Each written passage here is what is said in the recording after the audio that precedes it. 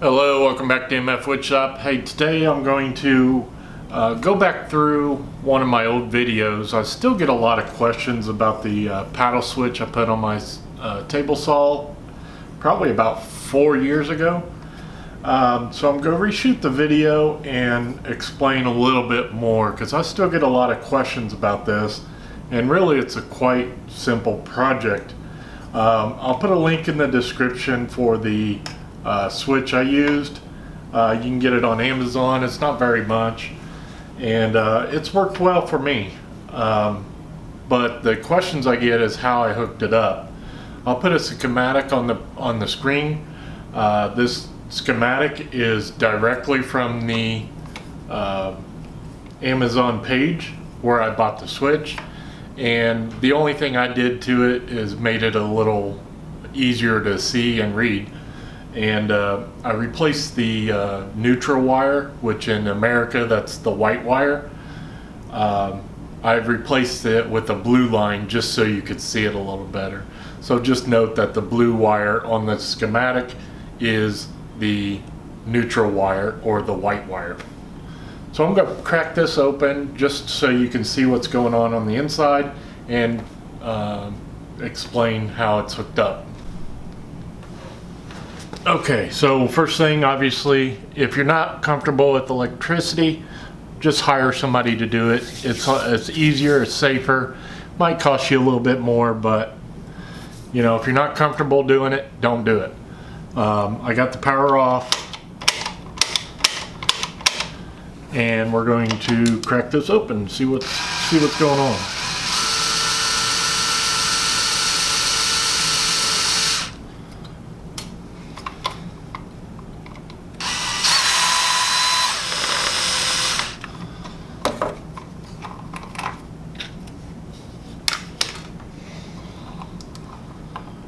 So on the back of the switch, I got a white wire, a black wire, a white wire, and a black wire.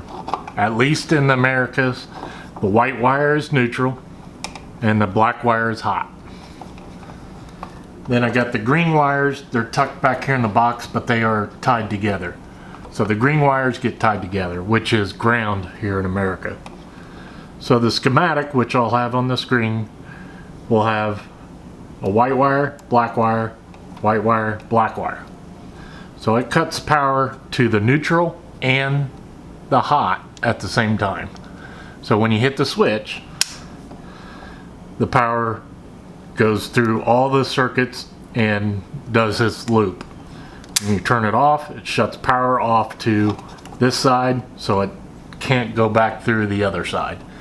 I hope that makes sense. The schematic says this is how you hook this switch up. I am not a licensed electrician, so I can't tell you if that's the right way or wrong way, or if there's even another way. There probably is, but this is what the schematic says to do. This is how I did it. So I hope that helps. I can't tell you one way or the other if it's any better doing it a different way or not. This is a 110 saw, so this is hooked up per that diagram. I believe, and don't quote me on this, switch can do a 230 or a 240 or 220, I mean. So I hope that helps a little. I will link the original video in this one so you can see, and I will put this video link in the original video link so anybody in the future can see. I'm going to hook this up, plug it in, make sure it works.